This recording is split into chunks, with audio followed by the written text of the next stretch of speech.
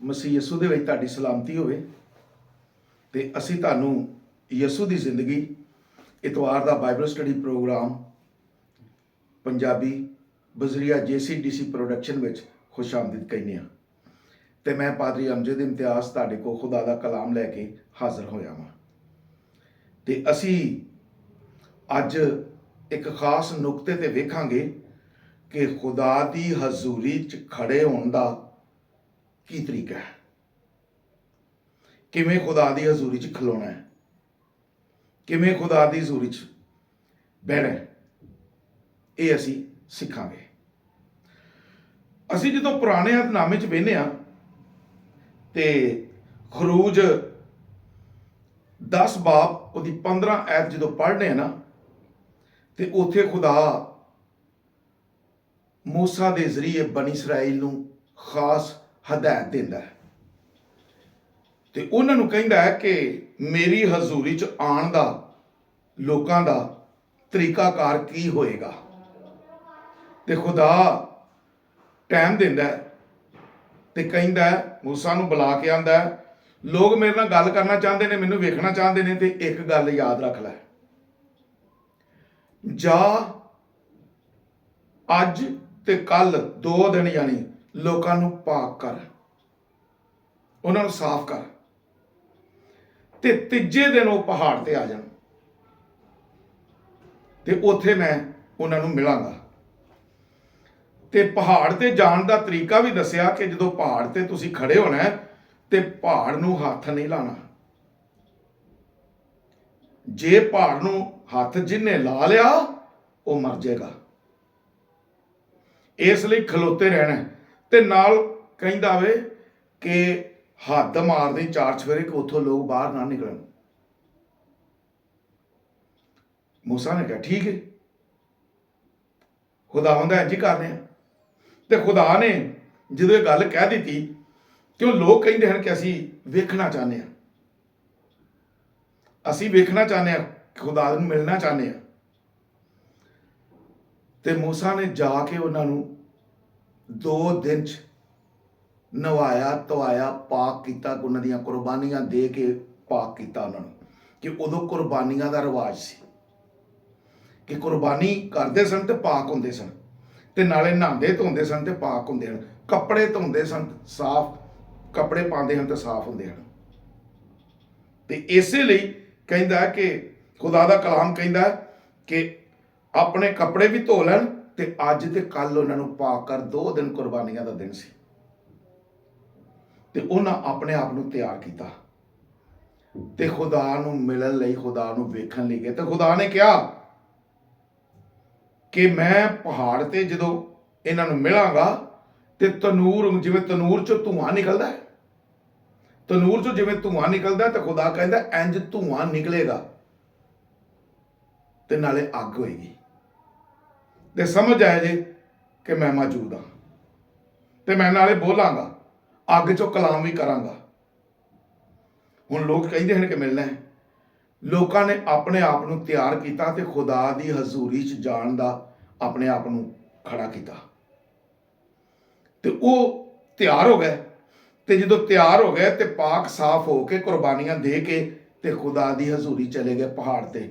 ਤੇ ਨਾ ਤੇ ਕਿਸੇ ਨੇ ਹੱਥ ਲਾਇਆ, ਨਾ ਕਿਸੇ ਨੇ ਪਹਾੜ ਨੂੰ ਛੂਇਆ, ਤੇ ਉਹ ਸਹੀ ਸਲਾਮਤ ਰਹਿ ਤੇ ਉਹਨਾਂ ਖੁਦਾ ਦੀ ਹਜ਼ੂਰੀ ਨੂੰ ਵੇਖਿਆ।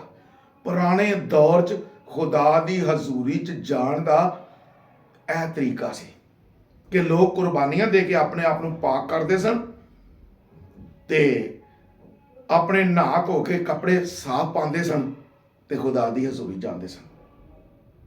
ਤੇ ਅੱਜ ਕੱਲ ਕੀ, ਅੱਜ ਮੈਂ ਦੱਸਣਾ ਤੇ ਇਹੀ ਚਾਹਨਾ ਨਾ ਕਿ ਖੁਦਾ ਦੀ ਹਜ਼ੂਰੀ 'ਚ ਜਾਣ ਦਾ ਤਰੀਕਾ ਕੀ ਹੈ। ਪੁਰਾਣੇ ਅਹਿਦਨਾਮੇ 'ਚ ਸਾਡੇ ਅੱਬਾ, ਸਾਡੇ ਵੱਡੇ ਨਬੀ ਪੈਗੰਬਰ ਜਿਹੜੇ ਸਨ, ਉਹ ਖੁਦਾ ਦੀ ਹਜ਼ੂਰੀ 'ਚ ਕਿਵੇਂ ਜਾਂਦੇ ਸਨ ਤੇ ਅੱਜ ਅਸੀਂ ਕਿਵੇਂ ਜਾਂਦੇ ਹਾਂ। ਅਸੀਂ ਜ਼ਿਆਦਾਤਰ ਵੇਖਿਆ ਕਿ ਲੋਕ ਖੁਦਾ ਦੀ ਹਜ਼ੂਰੀ ਜਾਂਦੇ ਨੇ ਤੇ ਉਹਨਾਂ ਦਾ ਧਿਆਨ ਕਿਸੇ ਹੋਰ ਪਾਸੇ ਹੁੰਦਾ ਹੈ। ਤੇ ਖੁਦਾ ਦੀ ਹਜ਼ੂਰੀ ਜਾਣ ਤੋਂ ਪਹਿਲਾਂ ਆਪਣੇ ਆਪ ਨੂੰ ਤਿਆਰ ਨਹੀਂ ਕਰਦੇ। ਜਿਵੇਂ ਉਹਨਾਂ ਨੇ 2 ਦਿਨ ਲਾਏ ਨੇ ਆਪਣੇ ਆਪ ਨੂੰ ਪਾਕ ਤੇ ਸਾਫ਼ ਕਰਨ ਦੇ 2 ਦਿਨ, ਪੂਰੇ 2 ਦਿਨ। ਉਸ ਵਕਤ ਕੁਰਬਾਨੀਆਂ ਕਰਕੇ ਪਾਕ ਕਰਦੇ ਸਨ, ਪਾਕ ਹੁੰਦੇ ਸਨ, ਕੁਰਬਾਨੀ ਦਿੰਦੇ ਤਾਂ ਪਾਕ ਹੁੰਦੇ ਸਨ। ਤੇ ਅੱਜ ਕੱਲ ਯਿਸੂ ਮਸੀਹ ਦੇ ਤਾਲੁਕ ਨਾਲ ਇਹ ਦੱਸਿਆ ਗਿਆ ਕਿ ਜਿਹੜਾ ਕੋਈ ਯਿਸੂ ਮਸੀਹ ਤੇ ਈਮਾਨ ਲਿਆਏਗਾ, ਆਪਣੇ ਗੁਨਾਹਾਂ ਦੀ ਮਾਫੀ ਮੰਗੇਗਾ, ਤੇ ਉਹ ਰਾਸਤਬਾਜ਼ ਠਹਿਰ ਜਾਏਗਾ। ਜੇ ਯਿਸੂ ਮਸੀਹ ਤੇ ਈਮਾਨ ਨਹੀਂ ਲਿਆਉਂਦੇ ਤੇ ਰਾਸਤਬਾਜ਼ ਨਹੀਂ ਠਹਿਰ ਸਕਦੇ। ਕਿੰਨਾ ਸੌਖਾ ਤਰੀਕਾ ਦੇ ਦਿੱਤਾ ਹੈ, ਹੁਣ ਕੁਰਬਾਨੀਆਂ ਦੀ ਲੋੜ ਨਹੀਂ। ਤੇ ਜੇ ਸਮਝਦਾਰ ਬੰਦੇ ਜਿਹੜੇ ਨੇ ਉਹ ਚਰਚ ਆਉਣ ਤੋਂ ਪਹਿਲੋਂ 2 ਦਿਨ ਤੋਂ ਅਗਰ ਖੁਦਾ ਦੀ ਹਜ਼ੂਰੀ 'ਚ ਬਹਿਣ, ਖੁਦਾਵੰਦ ਅਸੀਂ ਜਾਂ ਪੂਰਾ ਹਫਤਾ ਹੀ ਬਹਿਣ, ਖੁਦਾਵੰਦ ਅਸੀਂ ਤੇਰੀ ਹਜ਼ੂਰੀ ਜਾਣਾ ਤੇ ਆਪਣੇ ਆਪ ਨੂੰ ਪਾਕ ਕਰਨੇ ਆ ਤੇ ਸਾਫ਼ ਕਰਨੇ ਆ।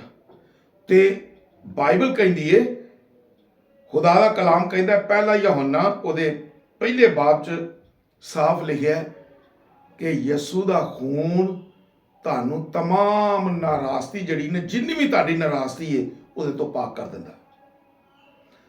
ਕਿਉਂ? ਸਲੀਬ ਤੇ ਕੁਰਬਾਨ ਇਸੇ ਲਈ ਹੋਇਆ ਕਿ ਆਪਣੇ ਲੋਕਾਂ ਨੂੰ ਪਾਕ ਠਹਿਰਾਏ, ਗੁਨਾਹਗਾਰ ਲੋਕਾਂ ਨੂੰ ਪਾਕ ਠਹਿਰਾਏ।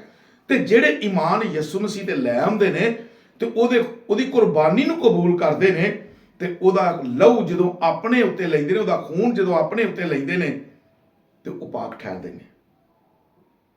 ਤੇ ਇਸੇ ਲਈ ਅੱਜ ਜਦੋਂ ਵੀ ਤੁਸੀਂ ਖੁਦਾ ਦੀ ਹਜ਼ੂਰੀ ਚਾਹੋ, ਨਹਾਵੋ ਧੋਵੋ, ਕੱਪੜੇ ਸਾਫ਼ ਪਾਓ ਤੇ ਆਪਣੇ ਗੁਨਾਹਾਂ ਦੀ ਮਾਫੀ ਮੰਗੋ, ਤੇ ਮਾਫੀ ਮੰਗ ਕੇ ਤੇ ਨਾਲ ਯਿਸੂ ਦਾ ਲਹੂ ਆਪਣੇ ਉੱਤੇ ਲਵੋ।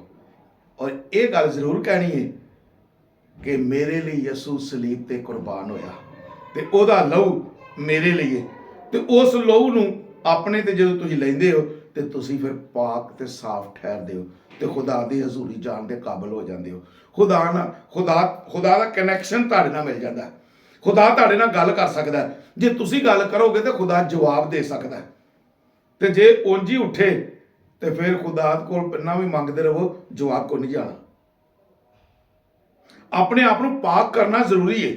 ਤੇ ਇੱਕ ਗੱਲ ਹੋਰ ਦੱਸਦੇ ਆ, ਉਹ ਪੁਰਾਣੇ ਚ ਵੀ ਤੇ ਹੁਣ ਵੀ ਹੈ।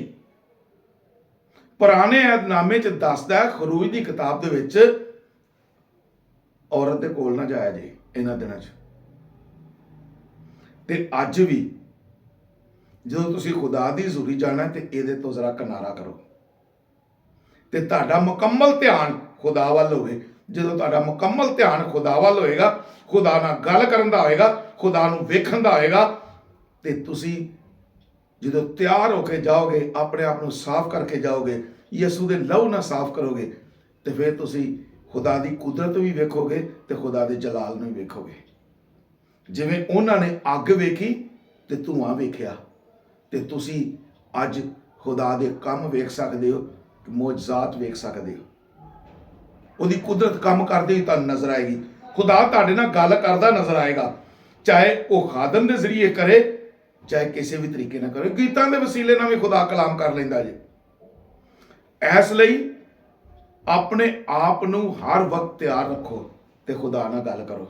ਮੈਂ ਉਮੀਦ ਕਰਨਾ ਕਿ ਤੁਸੀਂ ਇਹ ਗੱਲ ਸਮਝ ਗਏ ਹੋਵੋਗੇ ਕਿ ਅੱਜ ਜਿੰਨੀ ਦੇਰ ਤੱਕ ਅਸੀਂ ਆਪਣੇ ਗੁਨਾਹਾਂ ਤੋਂ ਮਾਫੀ ਨਹੀਂ ਮੰਗਦੇ, ਆਪਣੇ ਆਪ ਨੂੰ ਸਾਫ਼ ਨਹੀਂ ਕਰਦੇ, ਖੁਦਾ ਸਾਡੇ ਨਾਲ ਗੱਲ ਨਹੀਂ ਕਰਦਾ। ਬਾਈਬਲ ਤਾਂ ਸਾਫ਼ ਕਹਿੰਦੀ ਹੈ, ਉਹ ਭਲਿਓ ਮਾਨਸੋ, ਬਾਈਬਲ ਸਾਫ਼ ਕਹਿੰਦੀ ਹੈ, ਖੁਦਾ ਗੁਨਾਹਗਾਰਾਂ ਦੀ ਨਹੀਂ ਸੁਣਦਾ। ਲੇਕਿਨ ਜਦੋਂ ਅਸੀਂ ਯਿਸੂ ਤੇ ਈਮਾਨ ਲੈ ਆਉਂਦੇ ਹਾਂ ਤੇ ਆਪਣੇ ਗੁਨਾਹਾਂ ਦੀ ਮਾਫੀ ਮੰਗ ਲੈਂਦੇ ਹਾਂ ਤੇ ਉਹ ਮਾਫ ਕਰ ਦਿੰਦਾ। ਤੇ ਜਦੋਂ ਮਾਫ ਕਰ ਦਿੰਦਾ ਤੇ ਫਿਰ ਅਸੀਂ ਯਿਸੂ ਦਾ ਲਹੂ ਜਦੋਂ ਆਪਣੇ ਤੇ ਲੈਂਦੇ ਹਾਂ, ਸਾਫ਼ ਸਾਰੀ ਨਾਰਾਜ਼ਗੀ ਤੋਂ, ਸਾਰੇ ਗੁਨਾਹਾਂ ਤੋਂ ਪਾਕ ਹੋ ਜਾਂਦੇ ਹਾਂ, ਤੇ ਫਿਰ ਖੁਦਾ ਨਾਲ ਸਾਡਾ ਕਨੈਕਸ਼ਨ, ਖੁਦਾ ਨਾਲ ਸਾਡਾ ਰਾਬਤਾ ਬਹਾਲ ਹੋ ਜਾਂਦਾ। ਤੇ ਆਓ ਅੱਜ ਤੋਂ ਬਾਅਦ ਆਪਣਾ ਰਾਬਤਾ ਖੁਦਾਵੰਦ ਦੇ ਨਾਲ ਬਹਾਲ ਕਰੀਏ ਤੇ ਖੁਦਾ ਦੇ ਨਾਲ ਚੱਲੀਏ ਤੇ ਉਹਦੀ ਮਰਜ਼ੀ ਨੂੰ ਪੂਰਾ ਕਰੀਏ। ਖੁਦਾ ਤੁਹਾਨੂੰ ਇਸ ਕਲਾਮ ਤੇ ਅਮਲ ਕਰਨ ਦੀ ਤੌਫੀਕ ਦੇਵੇ। ਆਮੀਨ।